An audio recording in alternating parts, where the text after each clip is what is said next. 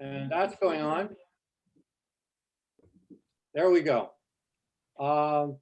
As far as what becomes of this recording, Tarraneh will ask you and get your okay. Okay, We'll yeah, make no sure it's all problem. right. Yeah. Okay, thank you. The floor is yours. Okay, let me go ahead and share. I have to make you a Oh, yeah. co-host, which I didn't do. I was too worried about pronouncing your name. There we go. Okay.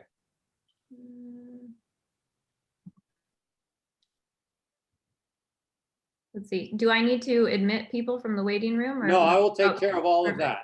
that. Okay. So let me just do this. Didn't realize it was going to give me an option to leave.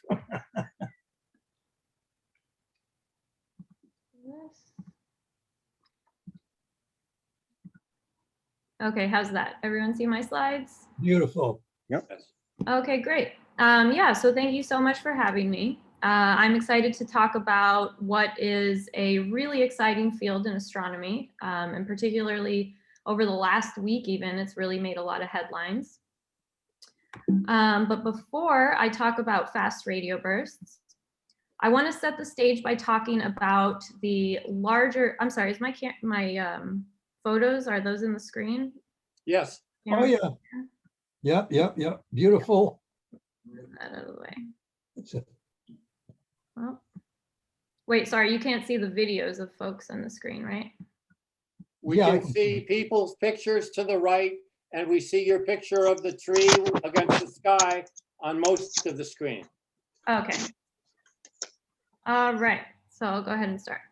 Okay, so before I want to talk about FRBs though, I do want to set the stage by talking about the larger field of astronomy that I work in, and that's transient astronomy. And so what do we mean when we refer to the transient sky? Well, when we look up at the night sky, we see this vast panorama of stars from our Milky Way galaxy. With a small backyard telescope, we might even be able to see distant galaxies millions of light years away. But generally speaking, most of these objects evolve on fairly long timescales, so from millions to billions of years. And so if you were to look from one night to the next, you'd find that the sky would appear largely unchanged. But at the same time, using powerful telescopes, we're able to see these brief flashes of light scattered across the sky that last anywhere from days to months before they fade away. So these typically mark the violent deaths of stars, which can come about in a variety of different ways. And I'll talk about a couple of those ways today. But it's these brief flashes of emission that evolve on much shorter human observable timescales that we refer to as the transient sky. And so that's what my work focuses on. Okay, but the story I want to talk about today begins in 2007 with Professor Duncan Lorimer at West Virginia University. And he was looking through archival data from the Parkes Radio Telescope. So this is a huge 64-meter or about 210 feet in diameter dish located in southeastern Australia. And what Professor Lorimer was looking for are pulsars. So in order to talk about pulsars, we need a quick primer on the life cycles of stars. We generally talk about the fate of a star depending on its mass. So low mass stars that are only a few times the mass of our sun, these will puff up and turn into red giant stars. Eventually they'll produce a nebula of emission surrounding the stellar core. And then what's left behind is called a white dwarf. And this will eventually cool over the next few tens of billions of years. But we're interested in this regime up here. So for stars above 8 solar masses, these stars will eventually exhaust their fuel and explode in supernovae. And then one of two things can happen. So if the star is more than about 25 times the mass of our sun, it will likely collapse into a black hole. But in the range of about 8 to 25 solar masses, instead of a black hole, you get what's called a neutron star. So these are incredibly dense objects that are actually quite small. And so they're really only several kilometers in distance, which is kind of hard to wrap your head around. Here's a comparison to Vancouver to give you a sense of the scale. And you can see that you could fit quite a few neutron stars in all of New England. But even though they're quite small, they're incredibly dense. So a single teaspoon of material from a neutron star would weigh 900 times the weight of the Great Pyramid of Giza. And for reference, that's 5.9 million tons. So a single teaspoon of material from a neutron star is that heavy. So in some cases, neutron stars will spin incredibly fast, even hundreds of times per second. And these are what are called pulsars. And so due to the orientation of the magnetic field, you get these beams of radiation. And as they sweep in and out of the line of sight, you get a little blip of radiation. And so this is really just like a lighthouse when we observe these events. And now it turns out that also pulsars are incredibly precise clocks. So these rival even atomic clocks. And so as astronomers, we're interested in pulsars not only to learn about neutron stars, but also to search for what's called the gravitational wave background. And basically what this is as stars and black holes all over the universe are colliding with one another, they create these ripples in space-time, and the background is essentially what you expect from all of these collisions combined. And so using pulsars, what you can do is search for offsets in this pulse period, which should be otherwise extremely precise. And this would indicate that the pulse, this beam of emission, has passed through some ripple in space. And this is why it would then arrive with some delay relative to the otherwise extremely precise period. So again, as I said, you can really think of pulsars as these cosmic lighthouses where we can learn a lot of really interesting physics. And so as I said, Professor Lorimer was looking for pulsars, but instead what he found was the first fast radio burst. And so this is now called the Lorimer burst in his honor, and that's what's shown here. And so this was extremely bright, incredibly short-lived, so only about 5 milliseconds in duration. And so this is very similar to the short durations that we see in pulsars, but remember, pulsars have this very regular cadence. So in the case of the Lorimer burst, despite staring at the field for hundreds of hours, no additional bursts were detected. So it's just this one-off pulse. We see an extremely bright burst of emission and then nothing else. And so one of the key features of FRBs is this sweep that we observe as a function of time and frequency. And you can think of this sweep as the signature that's imprinted by all of the material that's between whatever's producing the FRB and us, the observer. And so the amount that a given burst sweeps is directly correlated to how far away it is. We call this sweep the dispersion measure. And again, this is just a measure of how much stuff or electrons are between you and the source. And so the more electrons, the higher the dispersion measure. And we have a pretty good handle of how the electrons in the Milky Way are distributed. And so when we detect an FRB with a DM, that's a dispersion measure that's much higher than what we expect from the Milky Way, we infer that it's traveling a much larger distance and hence coming from outside of our galaxy. And so that's how we knew with the Lorimer burst that this was a source that was coming from well beyond the Milky Way galaxy. But the question still remains, where is it coming from and what's producing it? And so this detection of the Lorimer burst ultimately marked the dawn of fast radio burst science.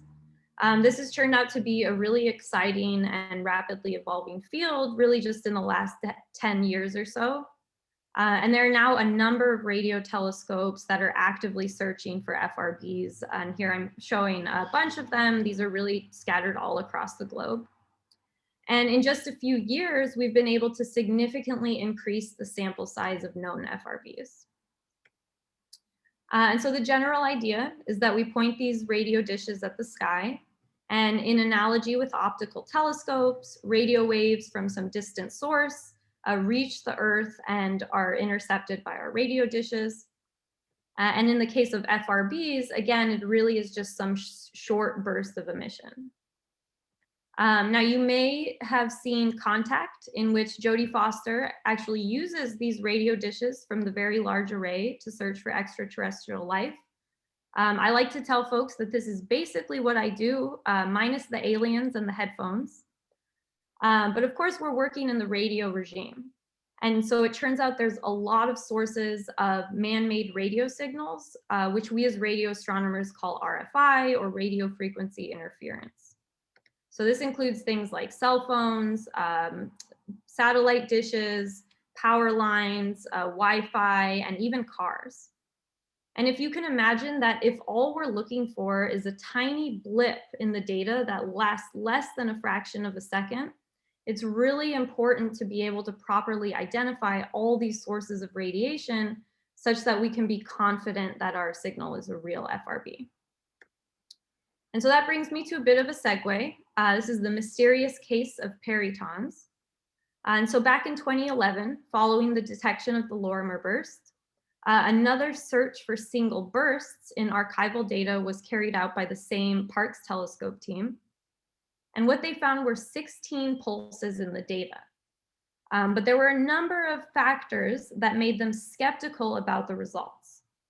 So for example, even though they all appeared to exhibit this sweep that we expect from an FRB, there are these slight deviations that didn't really make sense in the context of something traveling through the interstellar medium.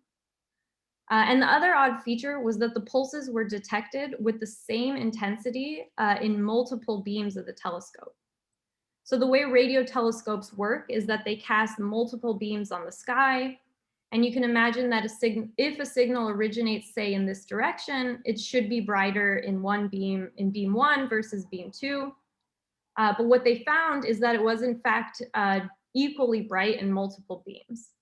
And so this led them to really cast doubt on the astrophysical origin of these bursts that they had just detected, but also the Lorimer burst, which was also detected with this telescope. And so it's this question of, were these signals really coming from outer space?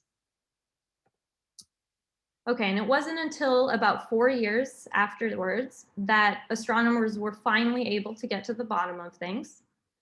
So in that time, more of these mysterious bursts were detected.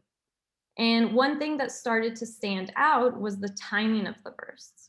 So here I'm just showing the number of bursts as a function of time during the day that they occurred. And does anyone notice anything that stands out? Feel free to shout out.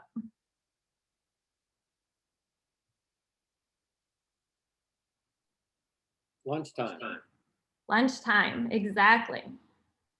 So when we look at when true bona fide FRBs occur, there is no correlation with lunchtime. They don't have any preference. They're not early risers or, night owls. They happen throughout the day pretty uniformly. But these bursts that these folks were finding and calling peritons were really clustered around lunchtime. And it turns out that there are a number of microwave ovens located at the Parkes Radio Telescope. And apparently a number of impatient staff members were opening the microwave oven before it had finished running. And this would produce a little blip of radio emission that we were detecting. And for nearly 4 years, astronomers were really stumped by this and didn't know what was causing them. But finally, we knew 4 years later that the mysterious case of peritons could really just be boiled down to a microwave. And so this is really like an important lesson for radio astronomers. Given all of the various sources of interference, we really have to be careful about how we interpret our data. Okay, but this was back in 2015. And since then, as I said, we've made really significant progress in the field of FRBs, both in terms of finding FRBs, but also understanding what might produce them. And so one of the key players in this effort has been the CHIME FRB experiment. This is an experiment based out of Canada. And this is a really unique telescope that consists of these 4 long cylinders. So they cast a really long beam on the sky. And so as the Earth rotates, the entire sky moves through the beam once per day. And so you can imagine that this is a really effective way of finding FRBs.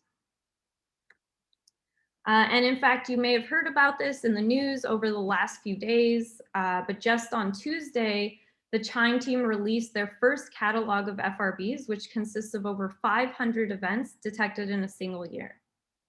And so prior to this catalog, we had about 100 or so events that were detected over the course of 10 years. And now, thanks to the Chime telescope, this number has quadrupled again in just a single year. And so we're clearly starting to find these things in large numbers. But again, the question still remains, what is it that's powering these events and where do they come from?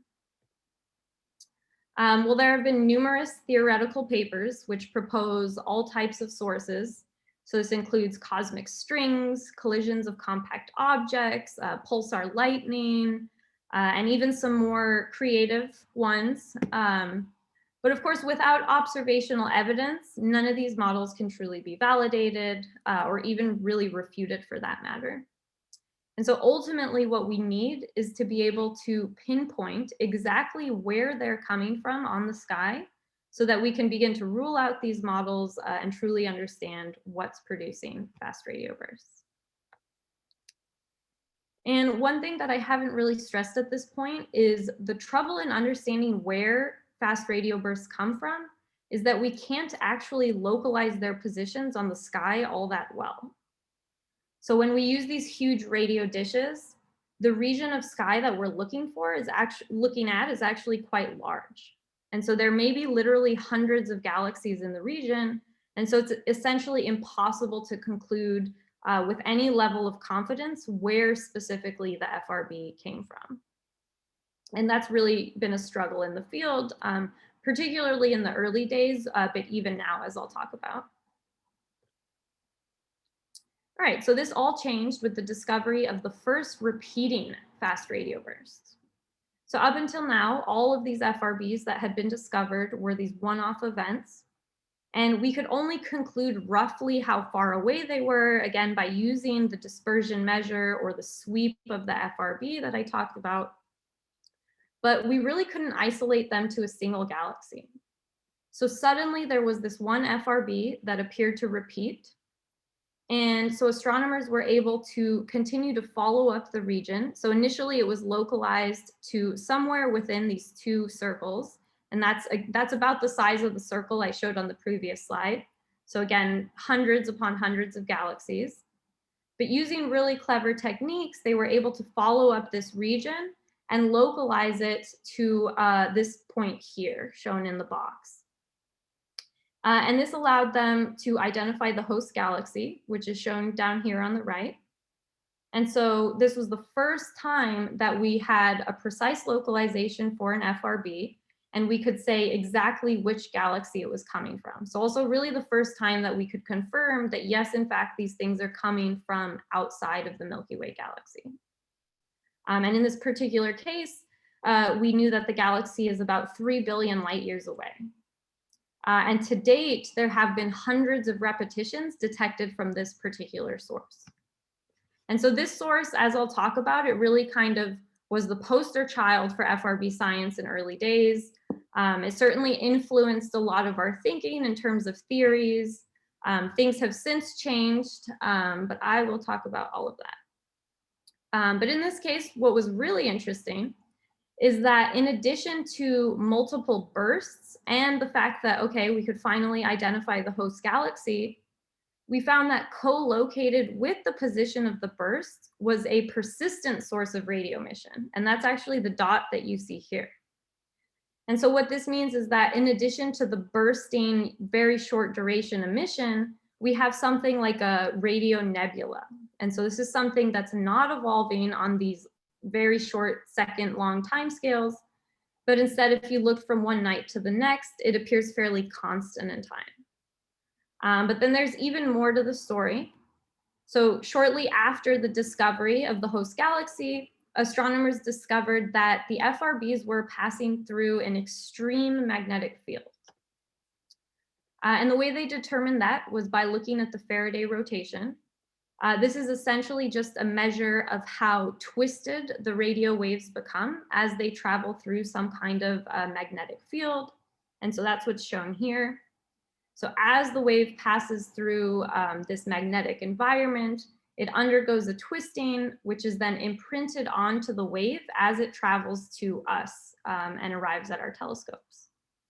And so what we saw in this particular case is that whatever is producing the FRB is embedded in some kind of extremely strong magnetic field. And in fact, this is something that you'd expect from a scaled up version of a pulsar. And so that's what's shown here. So these are typically surrounded by these very intense winds that have very strong magnetic fields.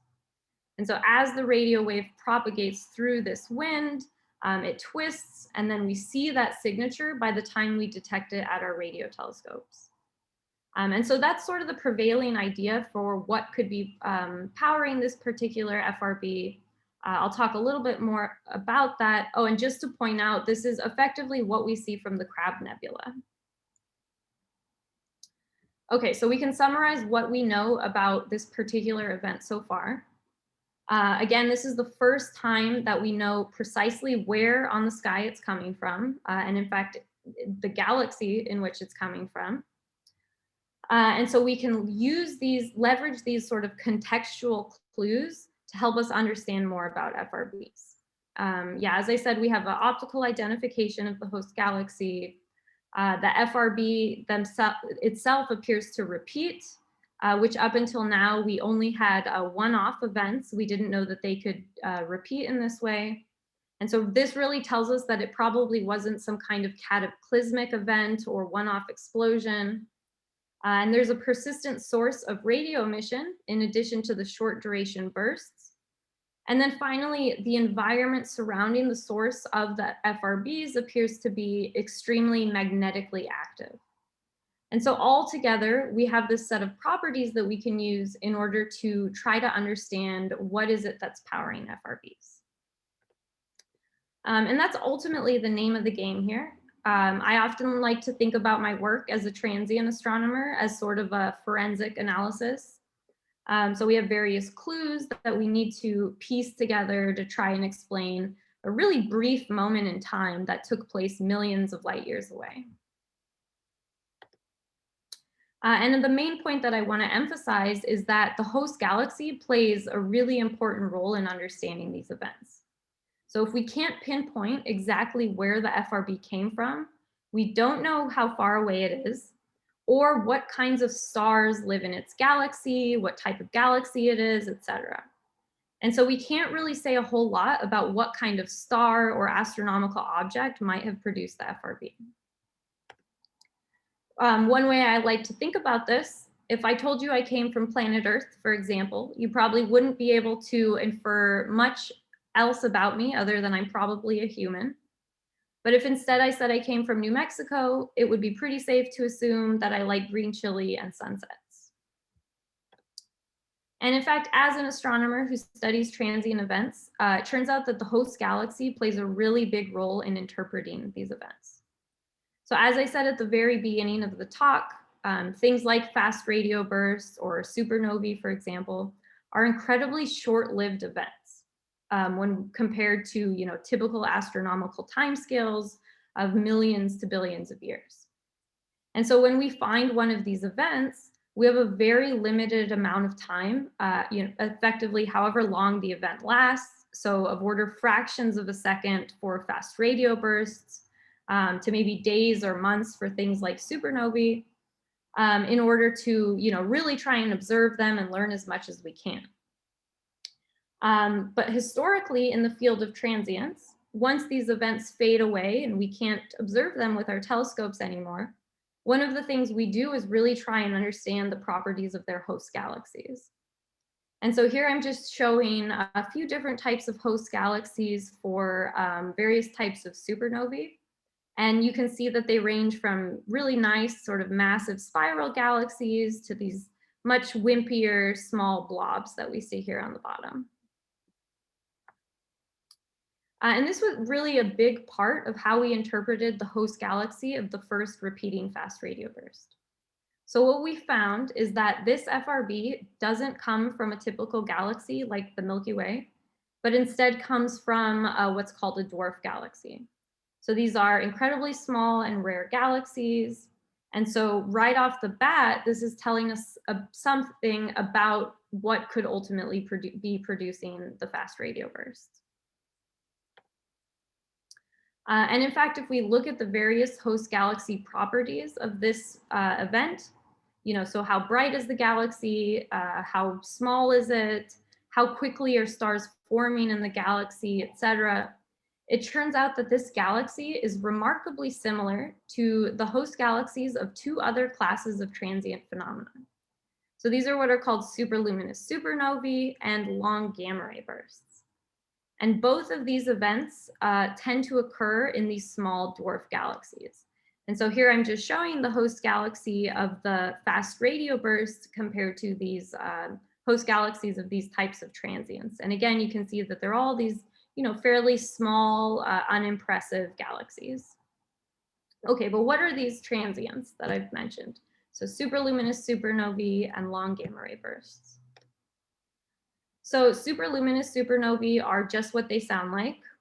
These are supernovae that are much more luminous than regular supernovae, so about 10 to 100 times brighter. And the question of what could be responsible for powering these events is an ongoing field of research. And in fact, a lot of my work focuses on addressing this question. Then we have gamma ray bursts. So these are considered to be the most violent events in the universe. And they actually have a really interesting history, which started in the Cold War. So the US launched a series of satellites back in the 1960s called the Vela satellites to monitor the Soviet Union to ensure that they weren't testing nuclear weapons in space. And so these satellites were specifically designed to detect gamma ray radiation from some kind of nuclear detonation. So in 1969, they finally had a detection, but it turned out that the detection did not look like what you would expect from a nuclear explosion.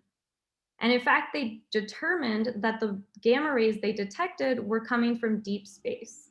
And this sort of launched the era of gamma ray burst astrophysics. So gamma ray bursts come in two flavors, the short and long duration, where below about 2 seconds is considered a short duration burst. So short gamma ray bursts are thought to come from two stars that will orbit one another in a binary system. They'll finally come together and collide, and this will power a very bright jet of high energy gamma ray emission. Long gamma ray bursts, on the other hand, and that's what we're interested in this context, these are produced following the core collapse of a massive star.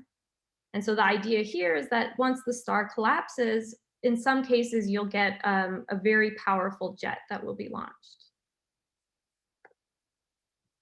Now, I alluded to this a little bit. I said, when I talked about superluminous supernovae, I said we don't really know what's powering the observed emission. In normal supernovae, we know that the light curves come from the radioactive decay of elements, but it turns out we can't use that same model to explain these superluminous events. And then similarly with long gamma ray bursts, it's not really clear what's powering the observed emission or how it is that they produce these incredibly powerful jets. And so the question of what's powering both superluminous supernovae and long gamma ray bursts is sort of an outstanding question in astronomy. But the current prevailing theory is that the central engine for both of these objects are what are called magnetars. So again, coming back to the beginning of the talk, I talked about how we get pulsars from neutron stars that are left behind after a star goes supernova.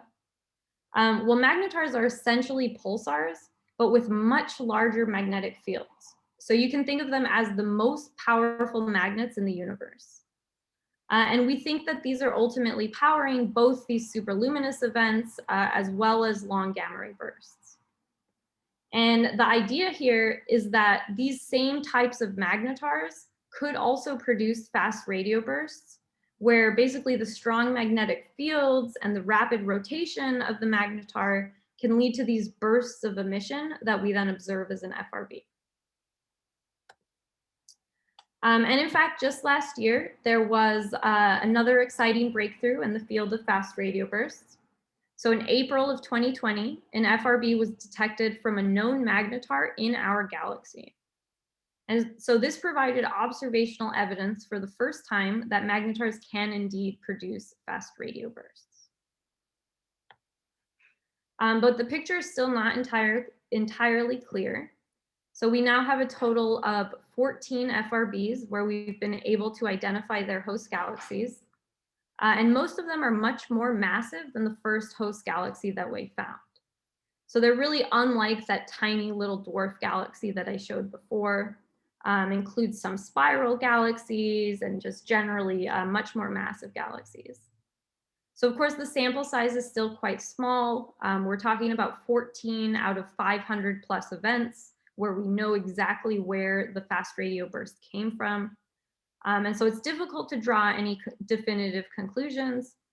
But what we can do now is perform very detailed studies of the host galaxies that we do have to try and understand the very specific conditions that give rise to FRB production.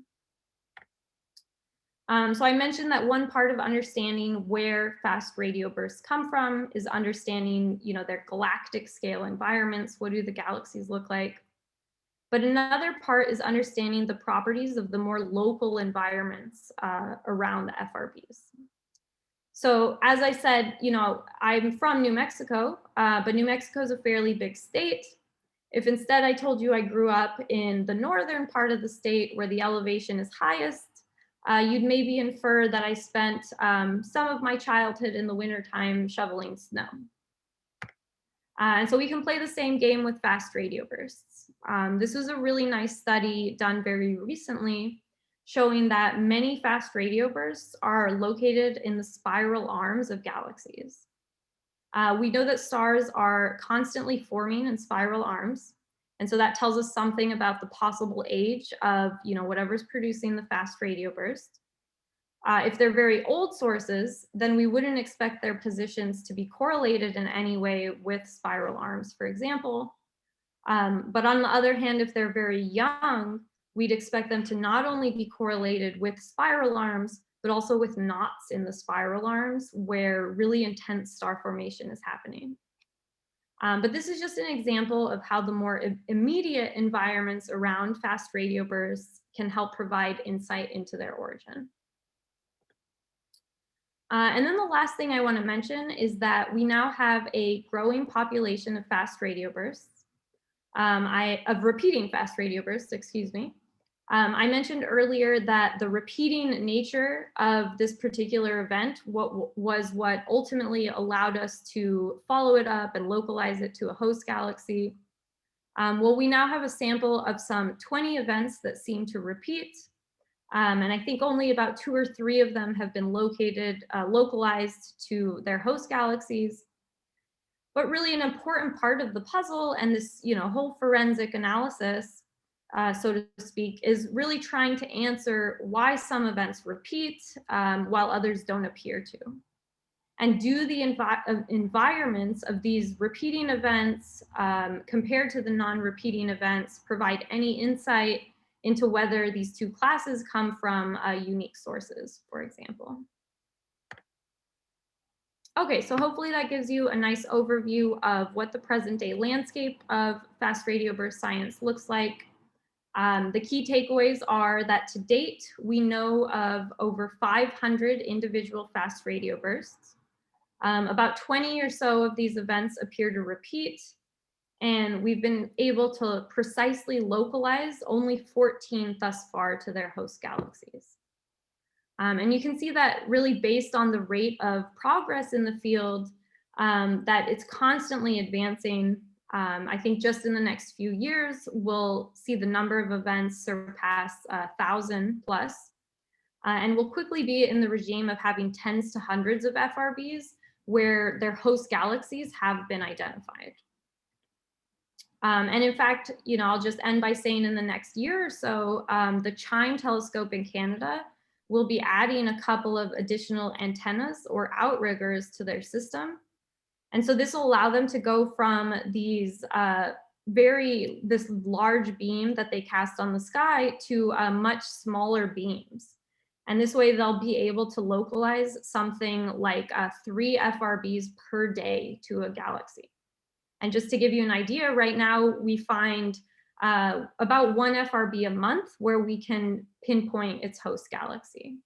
And so this is going to be a huge game changer in the field. I think these are expected to come online sometime next summer.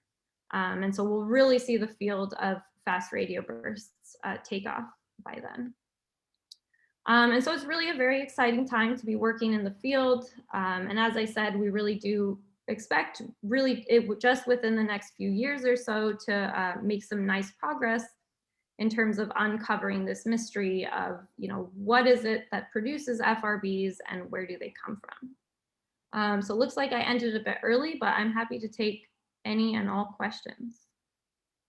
We have a question in the chat, and maybe we'll start with Eleanor. Wants to know if there are patterns evident in the repetitions. Yes, excellent question. So we do know that 2 of the repeating events, including the first one that I talked about, do appear to show some periodicity, but it's not in the same way that pulsars repeat. So with pulsars, you can say every perhaps 5 milliseconds, you see a blip of radiation. The periodicity that we see in a handful of the repeating events is more like every 16 days, the source is suddenly active. And that's where, every 16 days in say a 4-day window, we expect to detect a lot of pulses. And then it kind of shuts off, and 16 days later, we'll see a ton of pulses for a couple days. So that's the pattern that we see. We only see that for, I think, 2 of the repeating events. One of the periods is 16 days, and the other one is something like 160.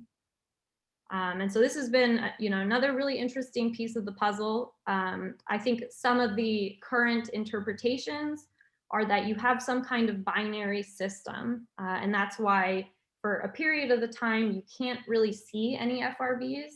And then as, say the stellar companion moves around in this 16 or 100-day period, then suddenly you're able to detect more of these FRBs. I'm going to sneak in ahead of Bill Waller's note here and ask if anybody has proposed a single mechanism that could account for something that would be both a one-off and a repetitious signal, because I can't really think of much. Yeah, great question. So magnetars turn out to be a pretty compelling explanation, even in the context of saying that, both the repeating events and the one-off events come from magnetars. We know that there are different types of magnetars.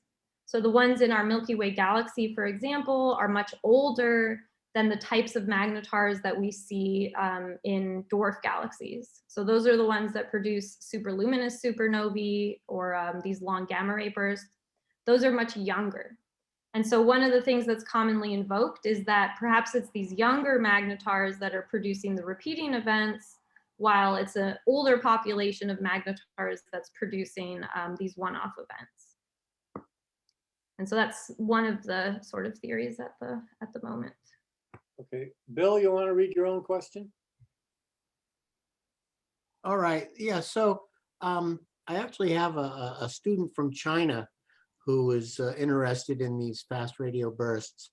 And so, and he's interested in the prospects for using China's fast radio telescope.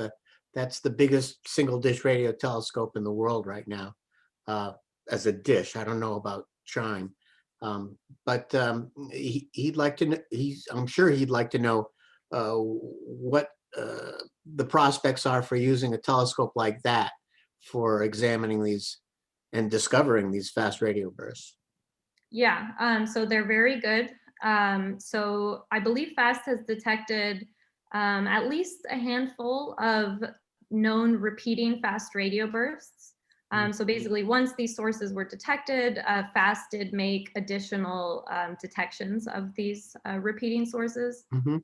I know it also detected bursts from this galactic magnetar that I mentioned. So that was, yeah, and so I believe it did also detect bursts there. I actually don't know on the discovery side what's been done, but absolutely, like, it's a powerhouse instrument.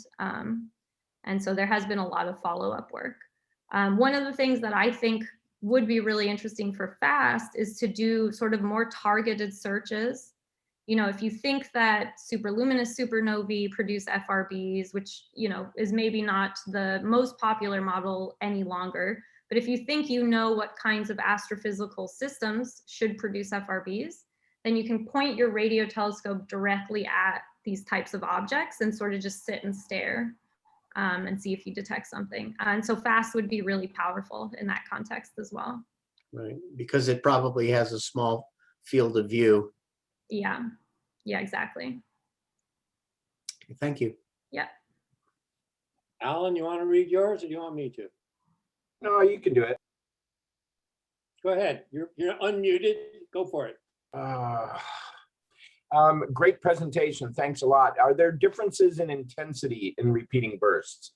Like, are some bursts brighter or stronger than others?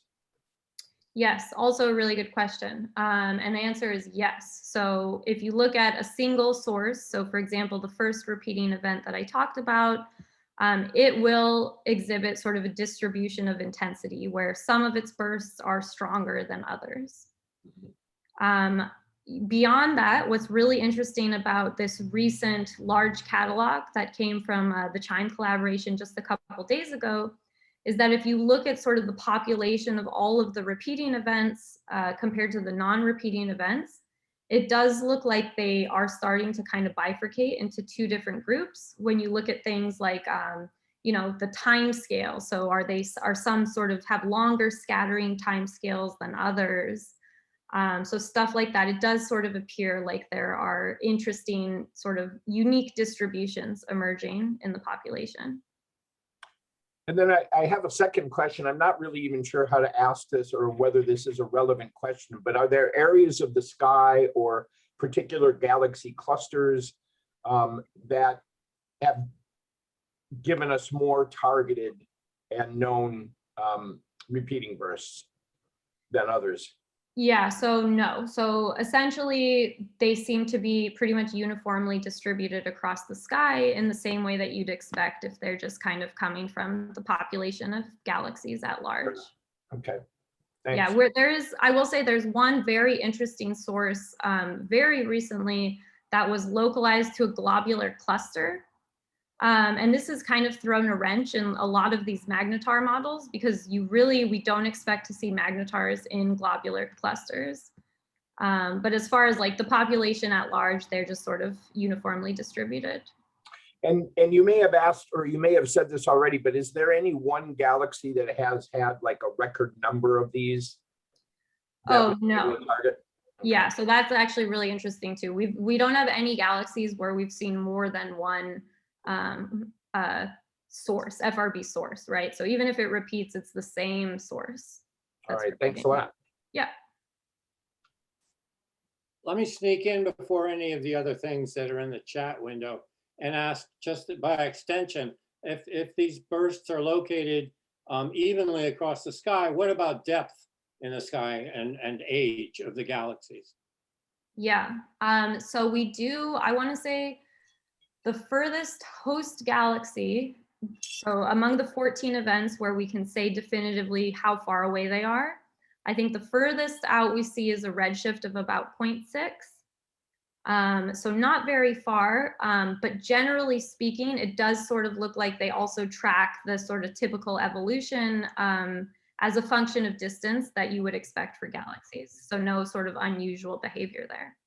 And I'll just add that that's actually really cool because one of the things that astronomers are interested in FRBs that I didn't really talk about at all is using these things as cosmic probes, right? So you can imagine, as I said, like if they're traveling from very far away, once we detect them, they'll have the signature of all of the stuff in between, you know, the galaxy they came from and us, that'll be imprinted on the pulse.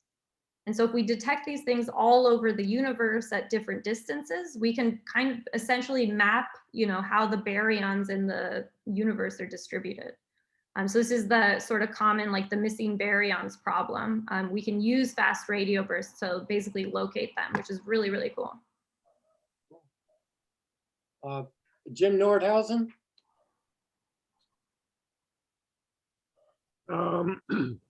Is there like a distribution of different frequencies that the FRBs occur at, or are they more in specific bands? And are they like tight frequencies, or is there like a wide frequency that the FRBs occur over? Yeah, good question. So these have been detected, I believe, from about 400 megahertz up to a few gigahertz. Most of them, I think, are fairly narrow in frequency, so we don't see them beyond a couple of gigahertz, I want to say. But we are, so Chime is operating at about 400 to 800 megahertz, and they've detected a ton of these things, as I said. And then we have stuff like ASCAP in Australia is detecting things around 1 gigahertz. And then beyond a few gigahertz, there haven't really been any instruments that are really designed to search for FRBs. And so that's kind of where the extent of our knowledge goes. Brewster, you're up next. Oh dear. Brewster, lay off the helium. Okay, we'll come back to Brewster. Elaine wanted to know something. That was burst. She already answered my question. It was about basically the same as Jim's. Right, okay, okay. What was that question? So this was about how they're distributed in frequency. Thanks. Okay. Brewster has logged off and logged back in. Let's see if his microphone will work a little better.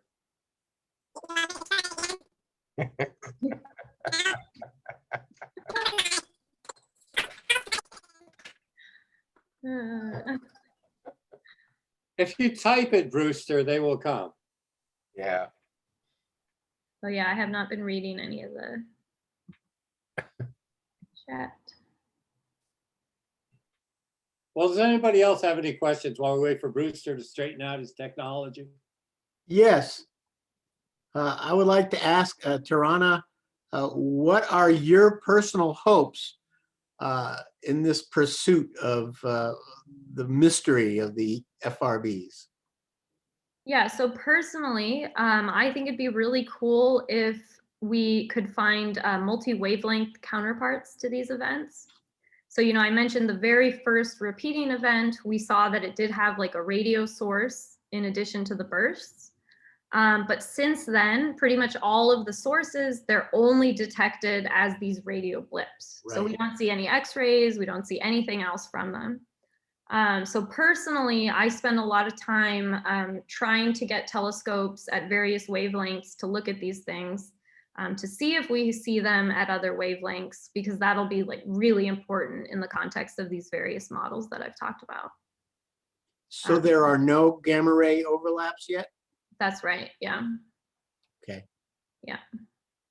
Any correlation to LIGO events?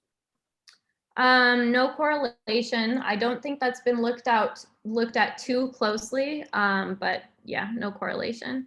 I will say that, you know, one of the sources that LIGO is sensitive to are these colliding neutron stars. Right. And we do think that these should leave behind magnetars.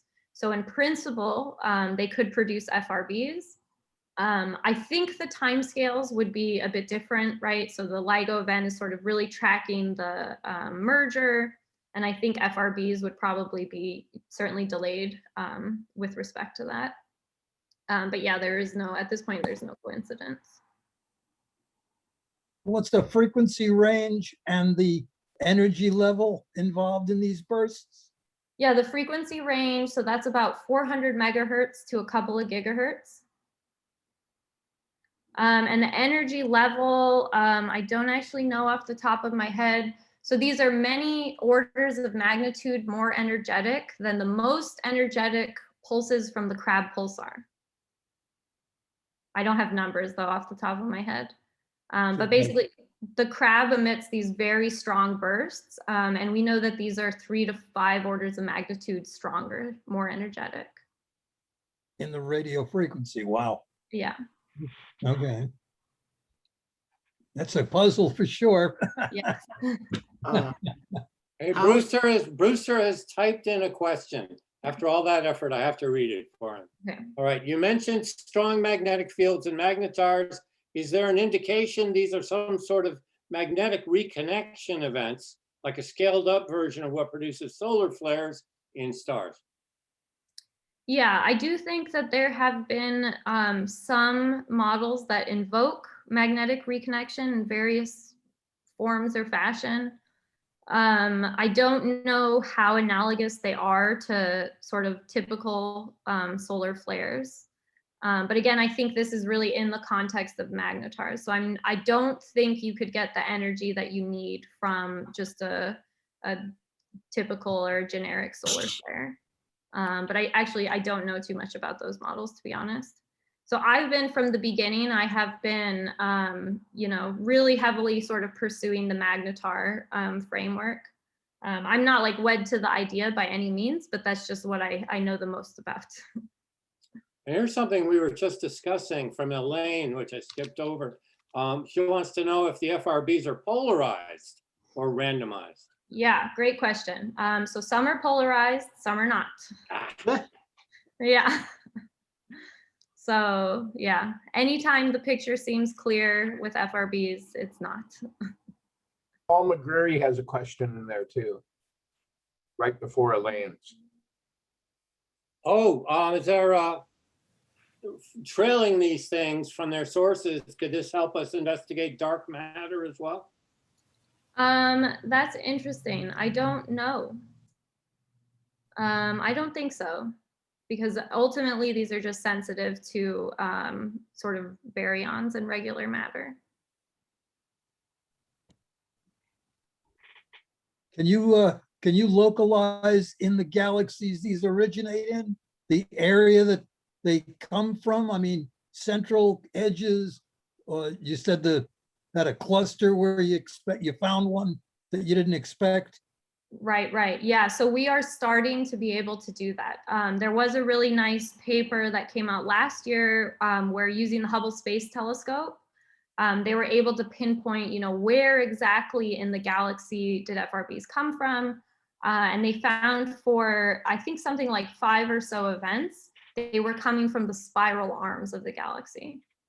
And so those are like really important things to do, is to see, how offset are they from the center, for example, because all of these things will tell us about like the age of the types of stars that they come from, et cetera.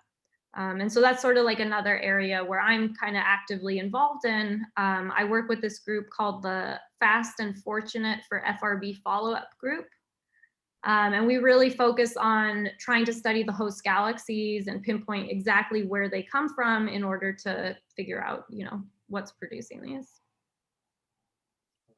But yeah, it is really, at this point in the field, it's kind of, anytime you have a single event that's localized to a host galaxy, everybody's kind of jumping on it to, learn as much as they can. And I think by the end of next year, we'll be at the point where we have more galaxies than we know what to do with. A lot more questions than answers. Yes. Speaking of questions, are there any other questions for Tarraneh? I'm good. All right. A hand. All right, I guess that's enough. Well, thank you so much. That was a really good presentation. The plan is to just put this on YouTube as a restricted video that you can only get to if you have the link. Is that okay with you? Yeah, absolutely. That's fine. Okay, terrific. And it'll be on our Facebook page as well, which is Okay. pretty uncontroversial, I think. And if you like, I can send you a link to it. That'd be great. Yeah, thank you. Okay. All right, terrific. Well, that was a wonderful talk. Thank you so much. Yeah, thank you so much for having me. Sorry I couldn't be with everyone in person, but I hope your meetings can return to in-person soon enough.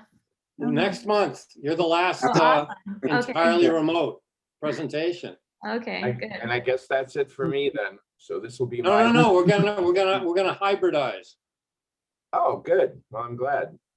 Cool. No, no, no, the GAAC has no mechanism for quitting. We never came up with bylaws, so once you're in, you're stuck. Don't have a leader, you don't have to worry about firing them. There you go. Best of both worlds. All right, thanks, everybody, and we'll see you in July. We may be tomorrow night. Check your email. You may want to come out and look through a telescope. Ooh, okay. Good. Excellent. Thank you very much. Bye, everybody. All right. Thank you so much. Thanks. Good night, Bye. everybody. Thank you. Bye-bye. Meeting.